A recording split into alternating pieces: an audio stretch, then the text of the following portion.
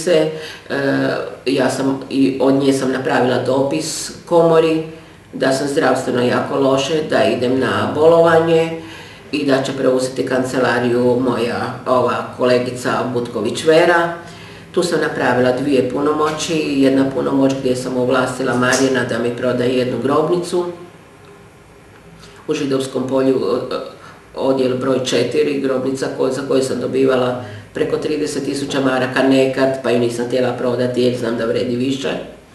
I dala sam mu punomoć u kojoj sam mu ovlastila sam ga da traži kupca u slučaju da agencija Akropola nađe, ga nazove pa će on otvoriti kuću i pustiti, ali sa Akropolom sam se dogovorila najniža cijena 2 miliona. Rekla sam što dobite iznad 2 miliona, to neka bude vaše. I to tako smo se dogovorili. Te 2 punomoći za traženje kupca i za grobnicu, to sam odmah ovjerila kod javnog bilježnika isto Hrvatskog proljeća 40. I kako već nisam mogla uopće niti hodati, brada mi se tresla, ruke su mi se tresle, umešavila sam jedno 25 kila, nisam mogla ni hodati od straha. Molila sam Marijana da me odvede kod svog doktora. Kad sam došla kod doktora, kad me je vidio, pitao šta se događa, rekla sam da imam problema groznih. Rekao, odmah odite kod psihijatrice koja je dežurna. Kad me je ona vidjela, odmah napisala hitno, urgentnu bolnicu. I Marijan me je odmah odveo u Vrapče. Taj isti dan kad sam potpisala te druge punomoći. One prve punomoći 10. kad sam potpisala, onda su me odvezli dolje, a ovo sam otišla u Vrapčine. Terapiju koju sam dobivala je bila strašna jer ja nisam već 3. dan mogla hodati. Ordinirao me neki doktor Hlad, to je bila konjska terapija, doktor Skočilić koji je šef urgentne, preko njega moji prijatelji su ga poznali, rekao da bi me trebalo što prije maknuti iz bolnice, da mi nije tamo mjesto, da mi je takvu terapiju, da mi je prepisana terapija, da ću za 3 tjedna postati tabula rasa, da točno idu na izravnavanje vijuga u mozgu, jer sam primala na dan jedno 40 Prozaka i ne znam koliko injekcija.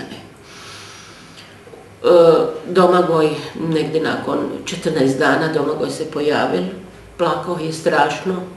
Kad me vidio u bolnici, rekao, mama, morao sam se maknuti.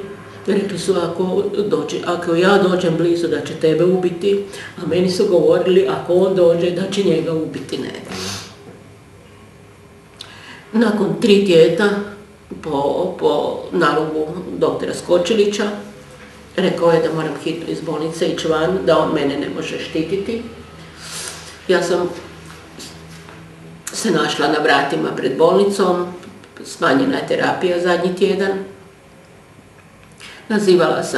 Zvala sam kćer, nisam ju dobila na telefonu, zvala sam sestru koja je bila u Mađarskoj. Mama je bila stara, ona je već bila sva izvan sebe. Brat je bio u Dubrovniku i nisam nikoga imala osim Marijana i Žarka. I nazvala sam Marijana, došli su odmah, Marijan je došao odmah po mene, riješio je gore papire u bolnici, otišao kod doktora Hlada na razgovor, rekao je doktor se jako ljuti, trebala si ostati još mjesec dana, on je dogovarao sa Žarkovom ženom da ti jaku terapiju, da se ti smiriš. I sad ja izlazim iz bolnice, imam samo jednu torbicu, u torbici imam jednu pidžamu i imam nešto do njega veša. Ne dozvoljavaju mi da idem u kuću, da uzmem stvari, oni me moraju odmah maknuti jer će me ubiti, oni ne mogu više čuvati, angažirali su zaštitarsku službu, što ti se događa, to je strašno. Ja sam ovako izlazila iz bolnice, sva sam se tresla. Žarko je, došli smo na Pantovčak, odmah Žarko sjeda u auto,